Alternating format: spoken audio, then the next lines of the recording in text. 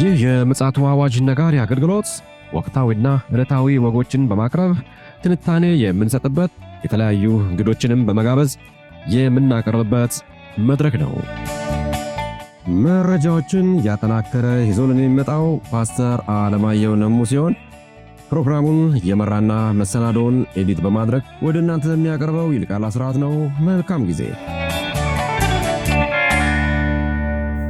ሻሎም ሻሎም ውድ የተከበራችሁ የምፅዓቱ አዋጅ ነጋሪ አገልግሎት ታዳሚያን እንዴት ዋላችሁ? ዛሬ እንግዲህ ዕለተ ሰኞ ነው።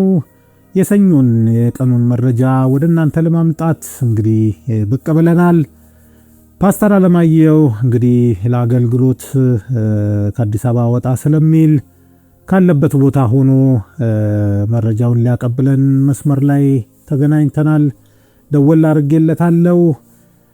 ቀሪው ጊዜ እንግዲህ እግዚአብሔር እንዲባርክልን እንመኛለን።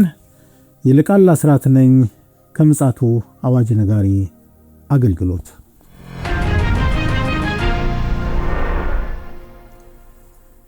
ውድ አድማጮቻችን በትላንትናው ዕለት እንግዲህ በጣም የጊዜው ወሳኝ የሆነ አንገብጋቢ የሆነ መረጃ ማቀበላችን ይታወሳል። ምናልባት እንግዲህ ይሄ መረጃ ያላዳመጥን ያልተከታተልን ወገኖች ካለን በቻናላችን ላይ በመግባት መረጃውን በመስማት ግንዛቤ እንድታገኙ እንመኛለን። እንዲሁም ደግሞ በየጊዜው የምንለቃቸው መረጃዎች ወደ እናንተ እንዲደርስ ሰብስክራይብ በማድረግ ላይክ በማድረግ ለሌሎችም ደግሞ መረጃውን በማጋራት የአገልግሎታችን አጋር እንድትሆኑ መጠቆም እንወዳለን። ለአሁኑ ግን ፓስተር መስመር ላይ ስላለ አዲስ መረጃ አዳብሮ ብቅ ብሏልና እስኪ ይሄ መረጃ ምንድነው የሚለውን ከመስማታችን በፊት ሰላምታ እንለዋወጥ። ከዛ በኋላ መረጃውን ያቀብለናል። ሰላም ላንተ ይሁን ፓስተር፣ እንዴት ዋልክ? እንደምን አለ ወንድሜ ይልቃል?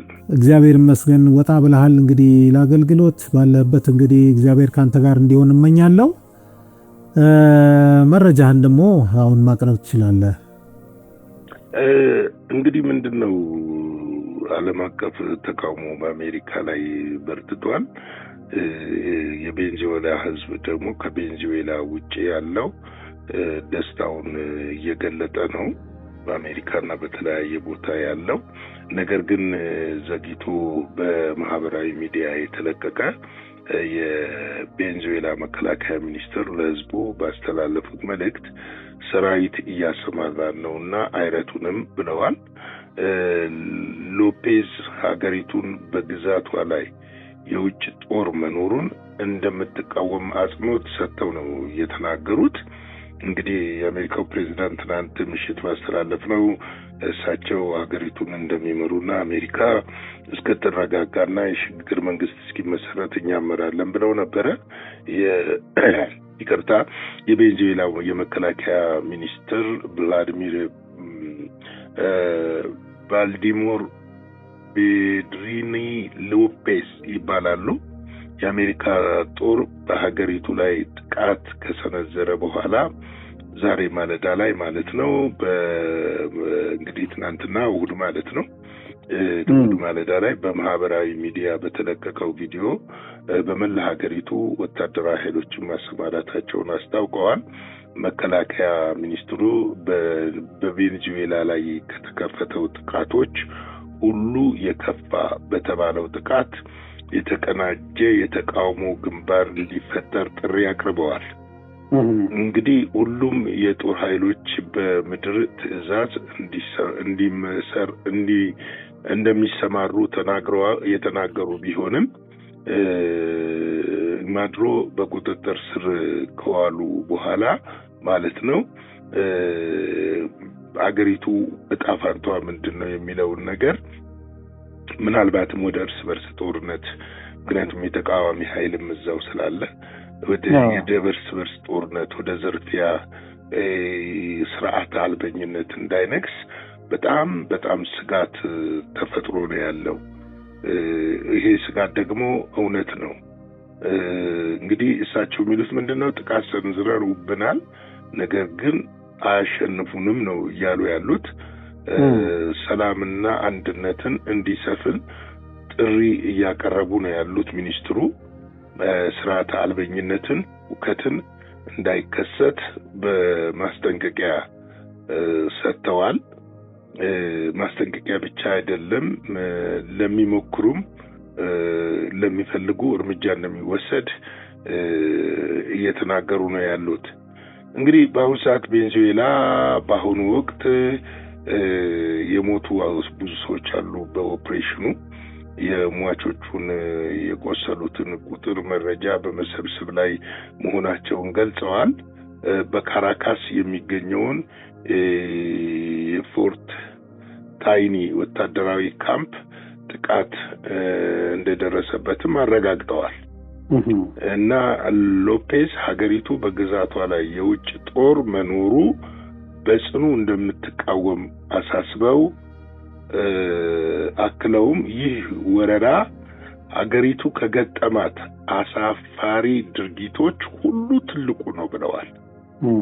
እንግዲህ ቀደም ብሎ ፕሬዚዳንት ኒኮላስ ማዱሮ በአሜሪካ በተካሄደው ዘመቻ በቁጥጥር ስር ከዋሉ በኋላ አገሪቱ መስቀለኛ መንገድ ላይ ያለች ይመስለኛል። ምናልባትም እነሱም ዝም የሚሉ አይመስለኝም። ምክንያቱም በነዳጅ ሀብት ከፍተኛ ሀብት ያለበት ሀገር ነው። እንዲሁም ደግሞ የኮኬን ማቀነባበሪያ ከፍተኛ ኢንዱስትሪዎች ያሉበት ሀገር ነውና ምናልባትም ከፍተኛ እርምጃ የእርስ በርስ ጦርነት ከአሜሪካም ጋር ቢሆን በደፈጣና በሽምቅ ውጊያ የሚቀጥል ይመስላል አሁን ያለው አዝማሚያና በዚህ ሁኔታ ይቀጥላል ብሎ ማሰብ በጣም ከባድ ነው። ስለዚህ እንግዲህ ቀጣዩን ያው ምንድነው መሰለ ወንድም ይልቃል አብረን ነው መጠበቅ ያለብን። አሁን ላይ እንዲህ ማለት የማንችልባቸው ሁኔታዎች ነው ያሉት። ነገር ግን ምንድነው የሚቀጥሉት እርምጃዎች ሁሉ አሜሪካ የምትወስደው በእውነት ዓለም አቀፍ ሕግን የተከተለ ነው ወይ?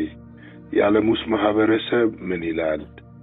ለምን አንዳንድ ሀገሮች አሁን ነግበኔ የሚለው ነገር አለ።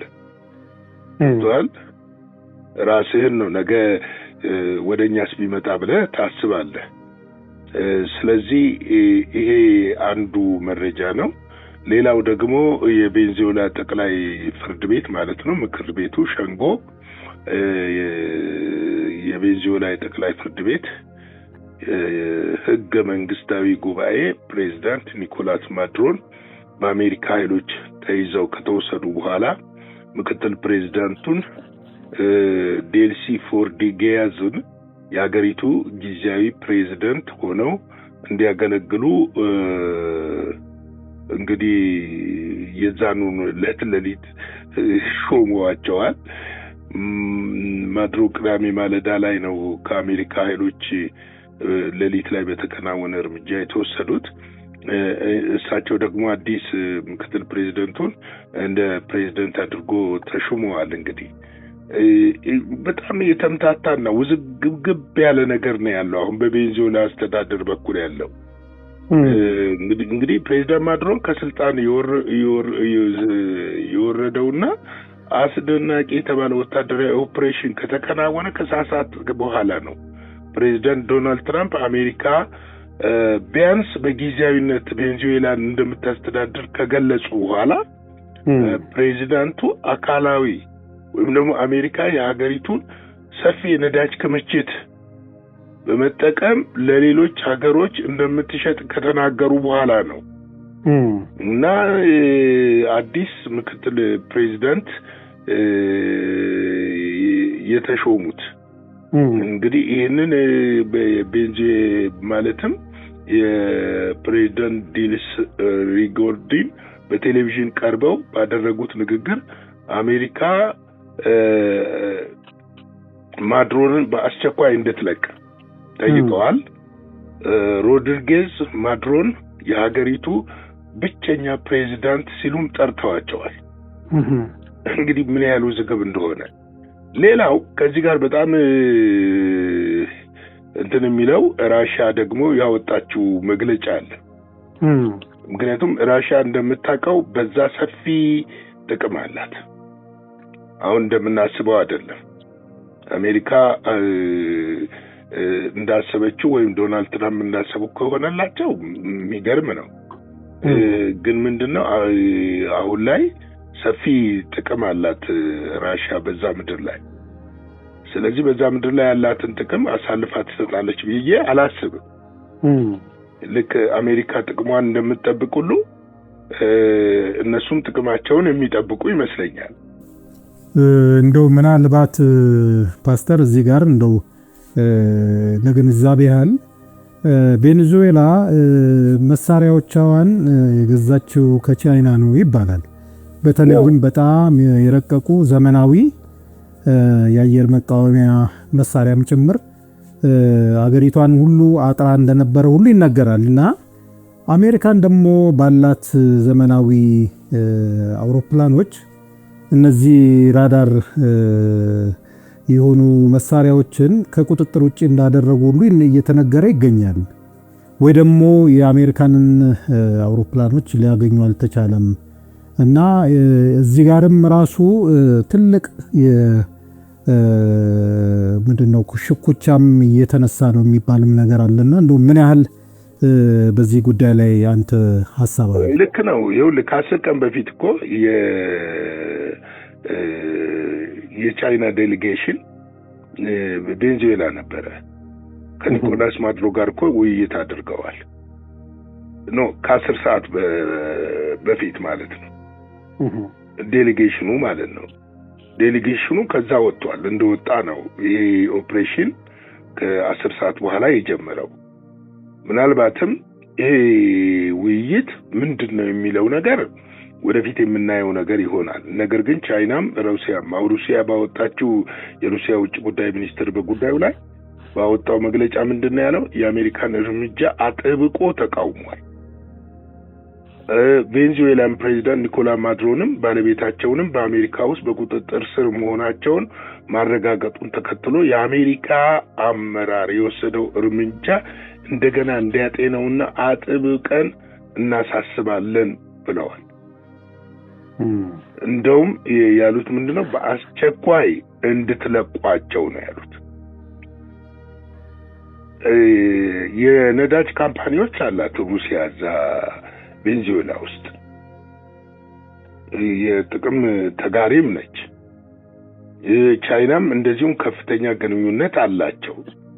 አሁን ከተባበሩት መንግስታት ድርጅት ጀምሮ ምናልባት የአውሮፓ ሀገሮችን ድምጽ ነው ያልሰማሁት እንጂ ብዙ የላቲን ሀገሮች በጣም ጥብቀው ነው የተቃወሙት። ከቦሊቪያ ጎን ማነው ከቬኔዙዌላ ጎን እንቆማለን ነው እያሉ ያሉት።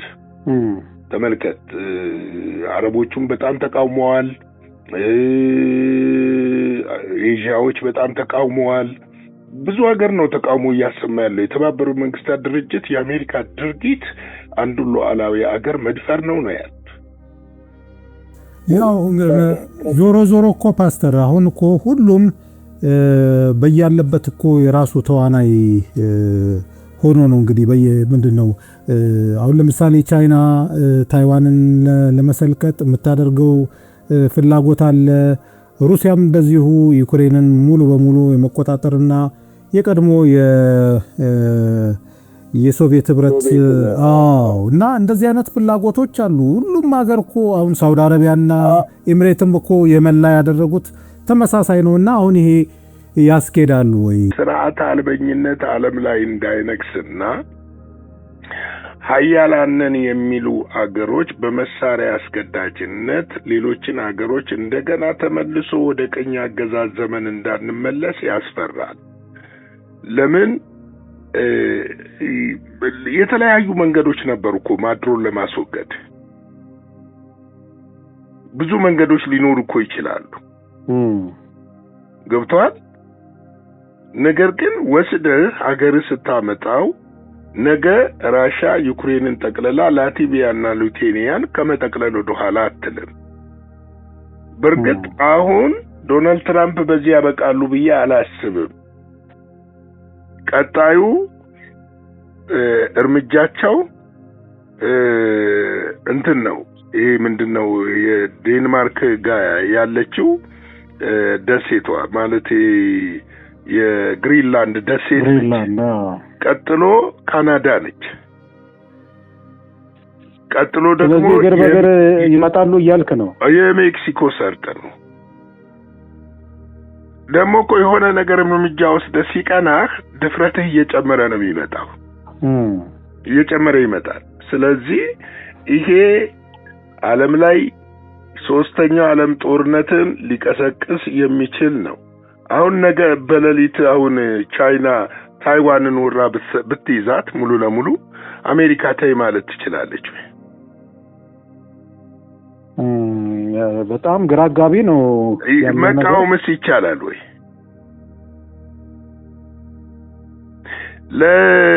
ለታይዋንስ አግዛ መዋጋት ትችላለች ወይ? ለመተንበይ ትንሽ ያስቸግራል። በጣም ከባድ ነው። ስለዚህ ዓለም መሪ አልባ ሆናለች የምንለው ለዚህ ነው። ጉልበተኞች የሚገዟት ዓለም ሆናለች እና ሰውየው ወንጀለኛ ሊሆን ይችላል፣ ብዙ ነገር አድርጎ ሊሆን ይችላል። የሚወራ ብዙ ነገሮች ስላሉ የአሜሪካን ወጣቶች የጨረሰ ነው በዚህ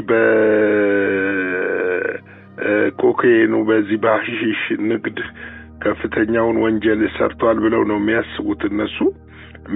ነው ወይ?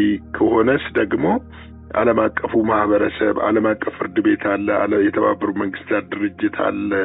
ብዙ መንገዶች የሉም ወይ ይሄንን ማረጋግጦ እንትን ማለት የሚቻል? ይሄ ቀዳዳ አይከፍትም ወይ የሚለው ቀዳዳ በደንብ ይከፍታል። መንገድ በደንብ ይከፍታል። ለሌላው በደንብ መንገድ ይከፍታል። እንደዚሁ አጠገባቸው ያሉ ሀያላን ሀገሮች ትንንሽ ደሴቶችን እንደዚህ ምክንያትና ሰበብ አስቀምጦ መሰልቀጥ ይጀመራል። ያ ደግሞ በዓለም ላይ ከፍተኛ የሆነ ጉዳትን ያስከትላል ነው። ይሄ ነው ወንድሜ ይልቃል። አይ ይገርማል። እንግዲህ ዓለማችን ያለችበት ሁኔታ በሚያስገርም ሁኔታ ነው የገለጽክልን። ምናልባት የቀረ መረጃ አለ? የቀረ መረጃ የለም። የፍጻሜው ጦርነት ነው የሚለው መዝሙር ታስታውሰዋለህ ወይ? ኢንተርናሲዮናል ወደዛ ዓለም እየተመለሰች ነው። ይሄ ደግሞ የሚያመለክተው ምንድነው? የጌታ የኢየሱስ ክርስቶስ ምጣት በደጅ መሆኑን ነው የሚያመለክተው። አሁን የጦር ወሬ እየሰማን አይደለም፣ ጦርነትን በአይን እያየን ያለ ነው። ፊልም በሚመስል መልኩ እየተመለከትን ነው ያለ ነው። ቀጣዩ ትንንሽ ነገሮች ትልልቅ ነገሮችን ደግሞ ስበው ይመጣሉ። ይሄ ይታወቃል። ለምሳሌ ሁለተኛ ዓለም ጦርነት ሲነሳ በትንሽ ነገር ነው የተነሳው። ገብቷል? ግን ምንድነው ያደረገው? ዓለምን ሁሉ ነው ያሳተፈው። ዓለምን ሁሉ ነው የነካው። ስለዚህ ክርስቲያኖች ዝም ብለን አደረገች እንደ ፊልም አድናቆት ሰጥተን ማየት ሳይሆን ቢሃይንድ ምንድነው ያለው? ከዚህ በኋላ ምንድነው የሚመጣው? ዓለም እንዴት ነው ሊረጋጋ የሚችለው? ጦርነት ፈጥጦ ከመጣ የምትበላ ሁሉ ልታጣ ትችላለህ። የዓለም ኢኮኖሚ ሽባ ሊሆን ይችላል። ነዳጅ ማግኘት ልታጣ ትችላለህ። ይሄው ቀይ ባህር ላይ ትኩሳቱ ልክ እንደ ኤርተሌ እየተንተከተከ ነው ያለው። ቀላል አይደለም እሱ። በየቦታው እንደዚህ አይነት ፍንዳታዎች ካሉ ዓለምን ይዞ ይጠፋል። ዛሬም ወንጌልን ሰብካለን የምንል ሰዎች ወንጌልን የማንሰብክበት ጊዜ ሊመጣ ይችላል። ማንም የማይሰራበት ሌሊት ትመጣለች ያለው ጌታ ያቀል ሊመጣ ይችላል። ስለዚህ ከወዲሁ ነው መጸለይ፣ ከወዲሁ ነው መጋደል፣ ከወዲሁ ነው። ምክንያቱም የጨለማው ዓለም የአጋንንት ዓለም የሰው ልጅ ወደ ሲኦል እንዲገባና በዓለም ላይ እልቂት እንዲፈጠር እንጂ የሚፈልገው ሰላም እንዲሆን አይፈልግም። ሰላም እንዲሆን የሚፈልገው የሰላም አምላክ ክርስቶስ እግዚአብሔር ልጅ ኢየሱስ ብቻ ነው። እውነት ነው። ስለዚህ ይሄንን አበክራ ቤተክርስቲያን ቤት እኔ ጋር አልደረሰም እዛ ላቲን ነው አንልም። ይሄው አጠገባችን ቀይ ባህር ጋር ትኩሳቱ እየመጣ ነው። ነገ ምን እንደሚፈጠር እኮ አናውቅም። ስለዚህ ይሄን ጉዳይ አበክረን ልንጸልይ በእግዚአብሔር ፊት ልንጮህ የእግዚአብሔርን ፊት ልንፈልግ ያስፈልጋል እላለሁ። ጌታ ኢየሱስ አብዝቶ ይባርካችሁ። ላይክ፣ ሼር፣ ሰብስክራይብ አድርጉ። ምሽት እንገናኝ። ሻሎም። እግዚአብሔር አብዝቶ ይባርክ ፓስተር። በትላንትናውም ይሁን በዛሬው የቀኑ የመረጃ ወጃችን ላይ ላመጣሁ እንዲህ አይነት መረጃ እግዚአብሔር አብዝቶ እንዲባርክ እመኛለሁ። ትክክል ብለሃል። እንግዲህ ትኩሳቱ በጣም እየጋለ እየቀረበን ነውና በዚህ ሁሉ ውስጥ ሳንናወጥ ተግባራችንን ኃላፊነታችንን እንድንወጣ እንግዲህ የእግዚአብሔር መንፈስ እንዲያግዘን እንደ ምጽአቱ አዋጅ ነጋሪ አገልግሎት እንመኛለን። ባለህበት እንግዲህ እግዚአብሔር ካንተ ጋር እንዲሆን እመኛለሁ። በምሽቱ ደግሞ እንዲሁ መረጃውን መታቀብለን ይሆናል። እስከዚያው ድረስ የእግዚአብሔር ምሕረት፣ ቸርነት፣ ጸጋ ከእያንዳንዳችን ጋር ይሁን። ሻሎም። ለዛሬ ይዘን የመጣነው ወቅታዊ መረጃ ይህንን ይመስል ነበረ። በሌላ ጊዜ በሌላ መሰናዶ እስከምንገናኝ ሰላም ለእናንተ ይሁን።